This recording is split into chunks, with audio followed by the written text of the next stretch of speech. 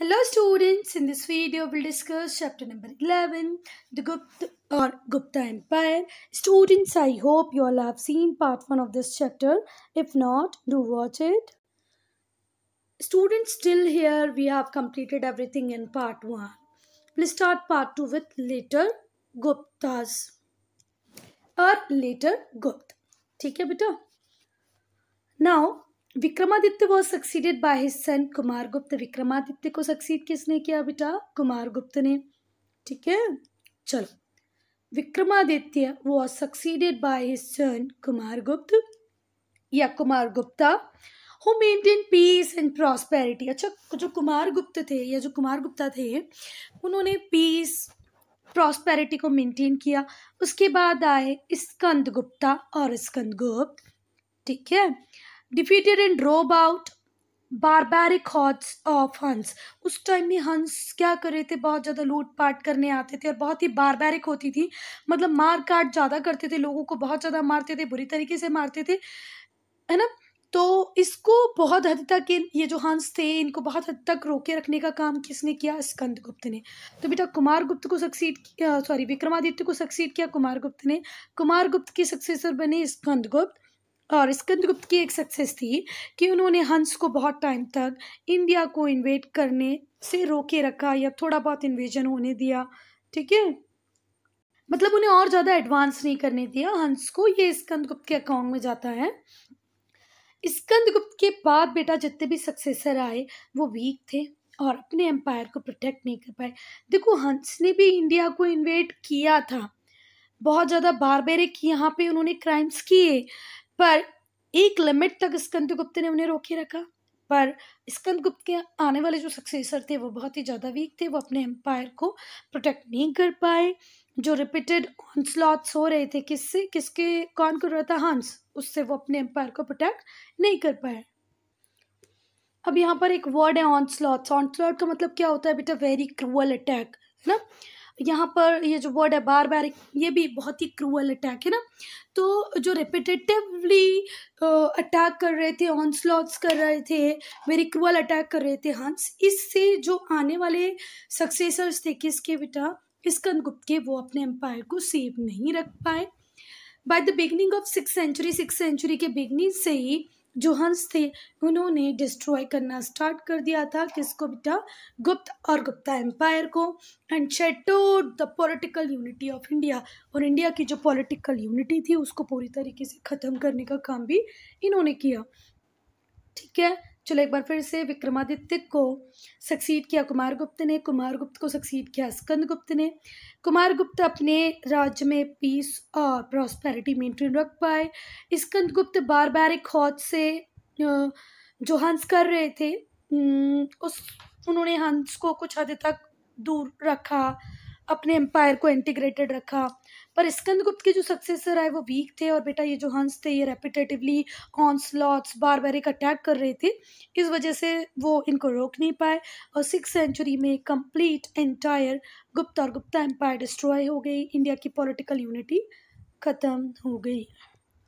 बेटा हमेशा से ऐसा ही होता आ रहा है. आप भले किसी भी किंगडम की हिस्ट्री को ले लें, जब एक बहुत बड़ा किंगडम, एक बहुत बड़ा एम्पायर का डाउनफॉल आता है या फॉल होता है तो क्या होता है? छोटी बहुत सारे किंगडम्स एस्टेब्लिश हो जाती हैं. The downfall of Gupta empire और Gupta empire in the middle 6th century led to the establishment of numerous small kingdom. क्योंकि गुप्त एम्पायर का डाउनफॉल हो गया, आप छोटी बहुत सारे किंगडम्स बन के आएंगे. कब हुआ ये? 6th सेंचुरी में. अब 6th सेंचुरी वो पीरियड है जो 501 to 600 चला. ठीक है, विच वर कॉन्स्टेंटली एट वॉर. और वो जो छोटी किंगडम थी, क्योंकि इनकी कोई सेंट्रल अथॉरिटी नहीं थी, ये इंटीग्रेटेड नहीं थी, जुड़ी हुई नहीं थी, तो ये आपस में ही लड़ा करती थी. छोटी किंगडम है, आपस में ही लड़ रही हैं, इन्हें कोई मतलब ही नहीं कि कोई तीसरा क्या कर रहा है. इनको आपस में छोटे एरिया के लिए ही लड़ना होता था. The Huns continued their raids in north India. और ये जो हंस थे इन्होंने इनकी जो रेड्स थी, जो लूटपाट करने का काम था, वो कंटिन्यू रखा इंडिया में. कहाँ पर? नॉर्थ इंडिया में. In the beginning of 7th century C, जब 7th सेंचुरी आई, 7th सेंचुरी वो पीरियड है जो 601 से 700 तक चलेगा, है ना. 7th सेंचुरी वाले पीरियड में Harshvardhan, the king of Thaneshwar के जो किंग थे हर्षवर्धन, वो फिर से एम्पायर को इंटीग्रेट करने में सक्सेसफुल हुए। उन्होंने फिर कंट्रोल ले लिया, पॉलिटिकल यूनिटी को एस्टेब्लिश किया और नॉर्थ इंडिया में पीस भी लाए और प्रॉस्पेरिटी भी लाए। पीस मतलब शांति, प्रॉस्पेरिटी मतलब समृद्धता, मतलब शॉर्ट ऑफ हम रिचनेस बोल सकते हैं।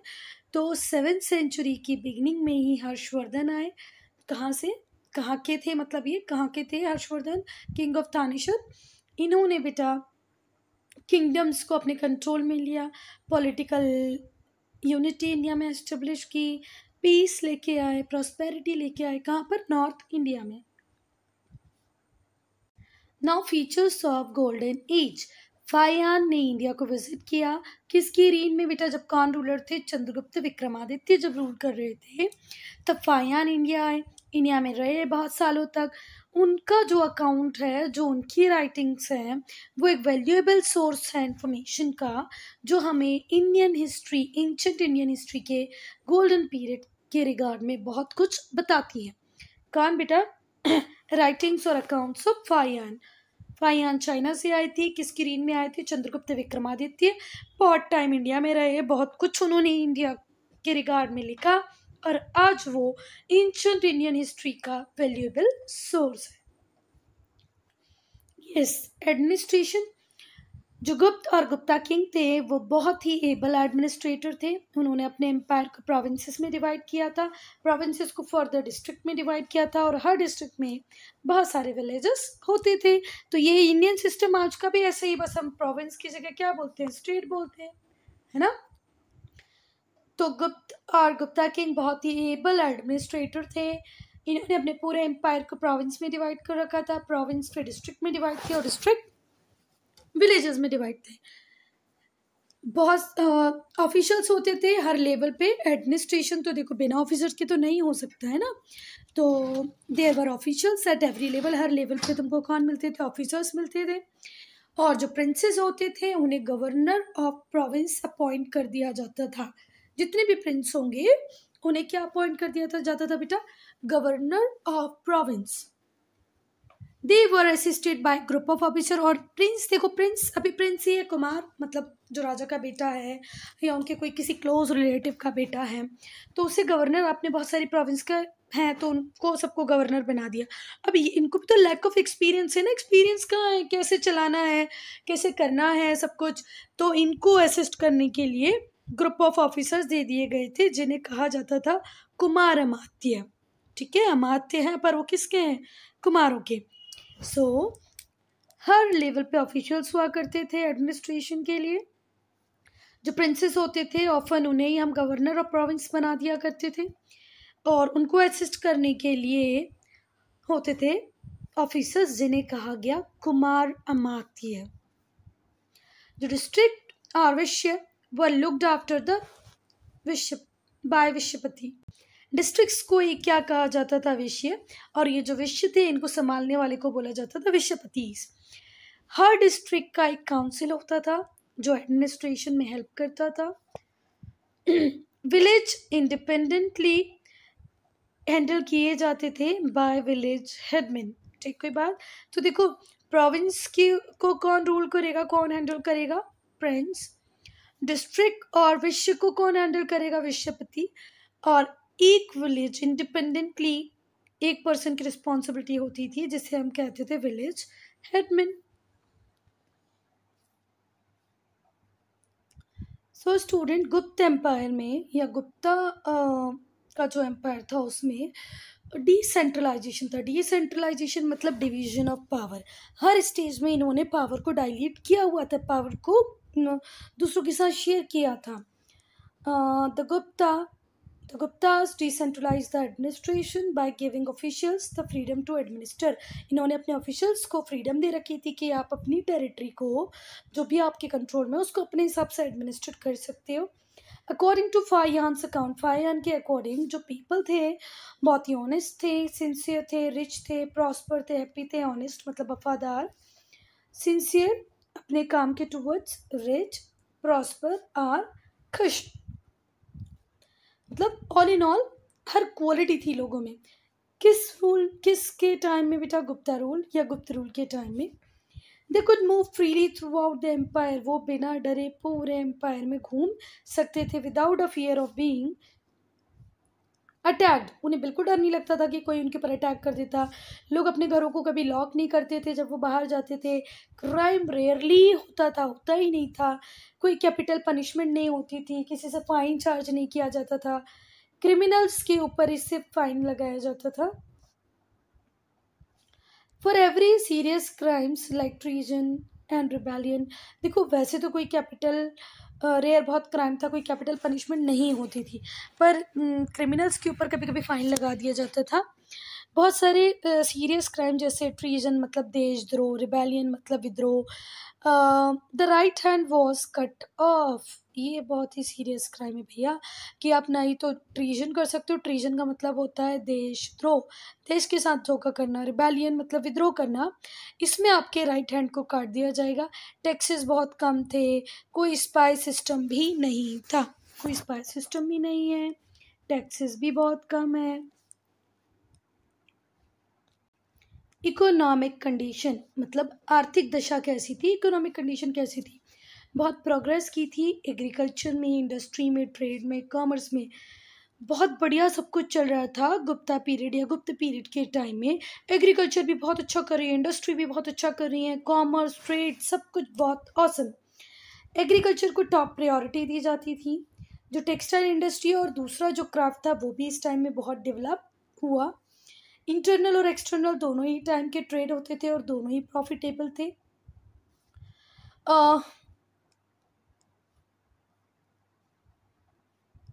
तो बहुत ही प्रॉफिटेबल, बहुत ही ब्रिस्क बिजनेस हम उस टाइम में कर रहे थे, दोनों ही फ्रंट पे, इंटरनल और एक्सटर्नल।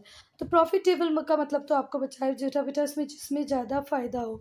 ब्रिस्क का मतलब बहुत तेज़ी से, है ना, तो बहुत तेज़ी से बहुत प्रॉफिट वाला बिजनेस हम इंटरनल एक्सटर्नल कर रहे थे। किस रीन में? गुप्त रीन में। इंडिया के ट्रेड रिलेशन थे western Asia, south east Asia, Africa, Mediterranean sea के आसपास की जो बहुत सारी कंट्रीज़ हैं वहाँ तक।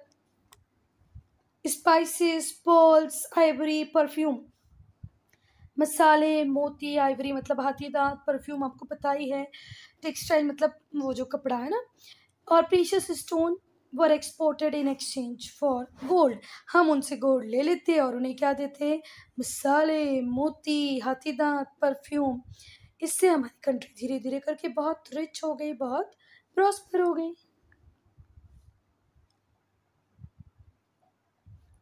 गुप्ता एम्पायर डिवाइडेड है प्रोविंसेस में। प्रोविंसेस में होता है गवर्नर, फिर प्रोविंसेस के बाद आता है डिस्ट्रिक्ट, डिस्ट्रिक्ट को संभालते हैं विश्वपति, और फिर बहुत सारे विलेज होते हैं और हर विलेज का विलेज हेडमैन होता है, मुखिया। बेटा एक बार फिर से बताओ, इनके ट्रेड रिलेशन कौन कौन सी कंट्रीज के साथ थे?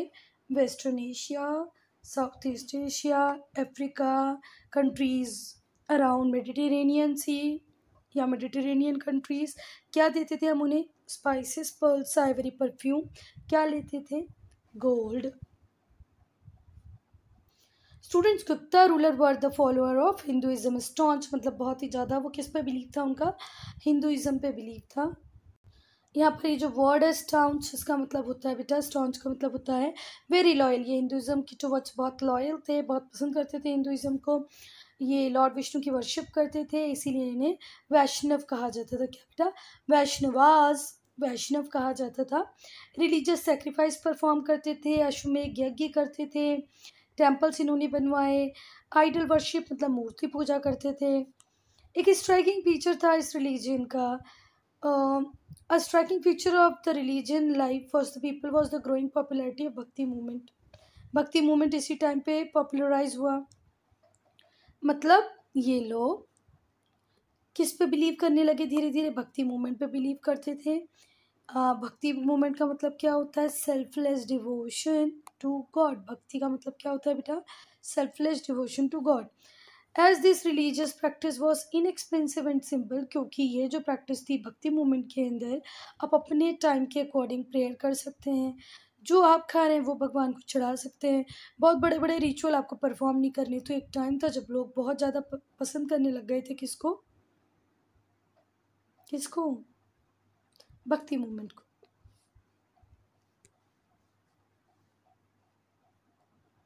जो गुप्त या गुप्ता रूलर थे बेटा, वो रिवाइवल करना चाहते थे, हिंदुइज्म में चेंजेस लेके आना चाहते थे, रिलीजियस टॉलरेंस की उनकी पॉलिसी थी। जो बुद्धिस्ट यूनिवर्सिटी थी नालंदा में, उसको पेट्रोनाइज किया गुप्ता रूलर ने, मतलब वहाँ पर बहुत सारे फंड्स अलॉट किए। बहुत सारे जो लोग थे जो जैनिज्म के फॉलोअर थे इस टाइम में, many people were also follower of Jainism during this period. इसी टाइम में बहुत सारे जैनिज्म के फॉलोअर भी थे। सो जो स्पिरिट थी रिलीजन की, वो टॉलरेट करने वाली थी, टॉलरेंस की थी। एक इम्पॉर्टेंट फीचर है गुप्ता पीरियड का कि इस टाइम में रिलीजन बहुत सारे फ्लरिश कर रहे हैं, लोग एक दूसरे के रिलीजन को टॉलरेट कर रहे हैं। ये सारी चीज़ें गुप्ता रीन को और ज़्यादा अच्छा बनाती हैं। साइंटिफिक प्रोग्रेस की बात करें तो रैपिड प्रोग्रेस हुई इस टाइम में बेटा, मैथ्स में, मेडिसिन में, एस्ट्रोनॉमी में, मेट्रोलॉजी में, मैथमेटिक्स मत पता ही है, मैथ्स में, मेडिसिन मतलब दवाइयों में, एस्ट्रोनॉमी मतलब खगोल विद्या, आपकी पत्रिका कुंडली वो एस्ट्रोनॉमी, सूरज चांद, मेट्रोलॉजी मतलब मेटल एलॉय बनाना, दो मेटल को मिला के मेटल की प्रॉपर्टी क्या है, किस मेटल को किसके साथ मिला सकते हैं, ये मेट्रोलॉजी थी। आर्यभट्ट बहारामीरा ग्रेट मेडिशियन और एस्ट्रोनॉमर हुए। ठीक है, तो इस टाइम के दो साइंटिस्ट के नाम क्या लिखोगे आप, आर्यभट्ट और बहारामीर। ये एस्ट्रोनॉमर भी थे, मैथमेटिशियन भी थे। ये जो आर्यभट्ट थे, ये उन्होंने अर्थमेटिक अलजेब्रा और ज्योमेट्री की प्रॉब्लम्स को सॉल्व किया। बहुत सारी अर्थमेटिक अलजेब्रा और ज्योमेट्री के प्रॉब्लम को सॉल्व करने का श्रेय किसको जाता है, आर्यभट्ट को। उन्होंने डिस्कवर किया कि अर्थ राउंड है और सन को रिवॉल्व कर रही है। उन्होंने देखा कि लूनर और सोलर एक्लिप्स के क्या कारण होते हैं, क्यों होते हैं ये। इंडिया का जो फर्स्ट स्पेस सैटेलाइट था उसका नाम आर्यभट्ट रखा गया, इन्हीं को ऑनर करने के लिए। किन को ऑनर करने के लिए बेटा, आर्यभट्ट को ऑनर करने के लिए। हमारा जो फर्स्ट स्पेस सैटेलाइट था उसका नाम हमने किसके नाम पे रखा है बेटा, आर्यभट्ट के नाम पे रखा है, उनको ऑनर देने के लिए। फिर बात आती है बहारामीर की, उन्होंने प्लानिटरी मूवमेंट को एक्सप्लेन किया, एस्ट्रोनॉमिकल फेनामेना को समझाने की कोशिश की, and deduced important mathematical theories, बहुत सारी मैथमेटिकल थ्योरी दी, एस्ट्रोनॉमिकल फिनोमेना को समझाने की कोशिश की, प्लानिटरी मूवमेंट को एक्सप्लेन किया, किसने, बहारामीर ने। उसके बाद आए बागभट्ट। बागभट्ट ने एक बुक लिखी किसके ऊपर बेटा, Ayurvedic system of medicine, medicine के आयुर्वेदिक सिस्टम पे बुक लिखी बागभट्ट ने। किसने, बागभट्ट। वैसे ये हैं बागभट्ट, कौन है, बागभट्ट। बेटा ये जो न्यूमरल्स है 1 2 3 4 5 0, इसको पहली बार इंडिया में ही यूज़ किया गया और इंडियंस ने इनको डेवलप किया। बाद में इनको इम्प्रूव किया अरब्स ने। जो कॉन्सेप्ट था ज़ीरो का, डेसिमल का, वो उसमें तो इंडिया का ही कंट्रीब्यूशन है। और पूरे ग्रेट मैथ्स में एक महान कंट्रीब्यूशन माना जाता है ज़ीरो और डेसिमल। तो फिर से देखें आप लोग कि जो सिस्टम है न्यूमरल्स का, वो पहले इंडिया में डेवलप हुआ, बाद में उसको अरब ने और इम्प्रूव किया। जो ज़ीरो और डेसिमल सिस्टम का कॉन्सेप्ट है, ये मैथ्स का आज इम्पॉर्टेंट पिलर की तरह काम करते हैं। ज़ीरो डेसिमल सिस्टम ये भी किसने दिए, इंडियन ने। बेटा जो आयरन पिलर लगाया महरौली में, दिल्ली में महरौली में जो आयरन पिलर लगा हुआ है, ये बेस्ट प्रूफ है कि उस टाइम मेट्रोलॉजी, मेटल्स में हम कितने एडवांस थे। कब, गुप्ता पीरियड में या गुप्त पीरियड में। ये जो पिलर है ये 4th सेंचुरी में बना था और आज तक इसके ऊपर रस्टिंग नहीं हुई है। रस्टिंग का मतलब होता है जंग। हम 1-2 कील 6-7-8 महीने बाहर पड़ा रहने दें, उनके ऊपर पानी गिरने दें, धूप लगने दें, तो उनमें जंग लग जाएगी बेटा 4-5 मंथ में ही। तो देखो जरा, ये जो पिलर था आयरन पिलर महरौली वाला, ये 4th सेंचुरी में बना था, पर अब तक उसके ऊपर कोई रस्टिंग नहीं हुई है। 15th सेंचुरी, 1500 साल हो गए। जो बेटा पिलर बनाया वो कब बना, 4th सेंचुरी में बना, आज 1500 साल हो गए हैं, फिर भी उसके ऊपर रस्टिंग जंग नहीं है, ये बड़ी बात है। फिर इसके अलावा बेटा एक 25 मीटर हाई कॉपर स्टेच्यू भी है, किसका, बुद्ध का। न्यूमरस गोल्ड और कॉइन मिले जो टेस्टिफाई करते हैं कि भाई इस टाइम मेटल कास्टिंग के बड़े ही उम्दा क्या थे, बहुत उच्च गुड क्वालिटी के हमारे पास कौन थे, स्किलमैन थे, बहुत ही ज़्यादा स्किल थे, जो मेट्रोलॉजी में बहुत अच्छा काम कर लेते थे। बेटा ये है आयरन पिलर, कहाँ का, मेहरौली का। मेहरौली का आयरन पिलर ये रहा जो दिख रहा है आपको, क्या है मेहरौली का iron pillar. Cultural life, literature की अगर हम बात करें तो जैसे जैसे हिंदुइज्म रिवाइव होता गया, Sanskrit regained it's important. Hinduism के रिवाइवल के बाद संस्कृत को वापस से बहुत इंपॉर्टेंस मिलने लगी। जो गुप्ता या गुप्त रूलर थे वो संस्कृत को अपनी कोर्ट लैंग्वेज बना लिए। गुप्ता रूलर्स ने संस्कृत को अपनी कोर्ट लैंग्वेज बनवा लिया। उन्होंने संस्कृत को पैट्रोनाइज किया। प्ले राइट्स, पोएट, फिलोसफर, ग्रामीरियंस, जितने भी संस्कृत प्ले राइट्स थे, पोएट्स थे, फिलोसफर थे, इन सबको अपने कोर्ट में रख के उन्हें पैट्रोनेज प्रोवाइड किया। संस्कृत कोर्ट लैंग्वेज बन गई, कहाँ किसकी, गुप्त एम्पायर की। और एक बहुत ही मोस्ट आउटस्टैंडिंग राइटर थे इस टाइम के, जिनका नाम था कालिदास, जिनका एक बहुत ही फेमस प्ले है अभिज्ञान शकुंतला, और एक एपिक पोएम है मेघदूत। जो पंचतंत्र है वो कंपाइल किया था, the Panchatantra was compiled, the Puranas were rewritten. Panchatantra compile हुआ, पुराण को वापस से लिखा गया, महाभारत को रिवाइज किया गया, री रिटर्न किया गया इस ही पीरियड में। तो इस पीरियड में बेटा कितना कुछ किया है, देख रहे हैं। कालिदास ने एक प्ले बनाया जो कि बहुत फेमस है, बहुत शानदार है, अभिज्ञान शकुंतला। एक बहुत ही फेमस पोएम मेघदूत। पंचतंत्र को कंपाइल किया, पुराण को रीराइट किया, महाभारत को रिवाइज किया, इतने सारे काम हुए लिटरेचर में। इसके बाद शूद्रक मृच्छकटिकम, शूद्रक मृच्छकटिकम भी इसी टाइम में लिखना स्टार्ट हुआ। अब इंग्लिश में कैसे पढ़ेंगे हम, शूद्राकाश मृच्छकटिका, जबकि है क्या वो शूद्राका मृच्छकटिकम, ये भी इसी टाइम में लिखना स्टार्ट हुई। ये जो पेंटिंग है बेटा, इसमें अभिज्ञान शकुंतलम का ही एक सीन दिखाया हुआ है। ये पिक्चर बेस्ड क्वेश्चन में आ सकता है, ध्यान रखना है ना। Kalidasa is often referred as Shakespeare of India. Kalidasa को क्या कहा जाता है, शेक्सपियर ऑफ इंडिया। इन्होंने 3 फेमस प्लेज लिखे हैं, कितने, 3। इनके जो 3 फेमस प्ले हैं वो हैं मालविका अग्निमित्र, विक्रम और वशिया, अभिज्ञान शकुंतलम, जिसमें कि जो अभिज्ञान शकुंतलम है वो तो बहुत ही फेमस है, पॉपुलर है। ये लव स्टोरी है शकुंतला और किंग दुष्यंत की। ये प्ले आज तक बहुत पॉपुलर है। नाउ आर्ट एंड आर्किटेक्चर की अगर हम बात करें, पेंटिंग इस टाइम में बिल्कुल हाईएस्ट पीक पे थी। बहुत ही भयंकर आर्टिस्टिक एक्सीलेंस था गुप्त पीरियड में या गुप्त पीरियड में। जो फ्रेस्को पेंटिंग होती है, जो वॉल पे की जाती है, सीधे दीवारों पे बनाई जाती है, वो अजंता की केव में मिली। ये प्रूफ है कि उस टाइम कितनी ज़्यादा आर्टिस्टिक ब्रिलियंस थी।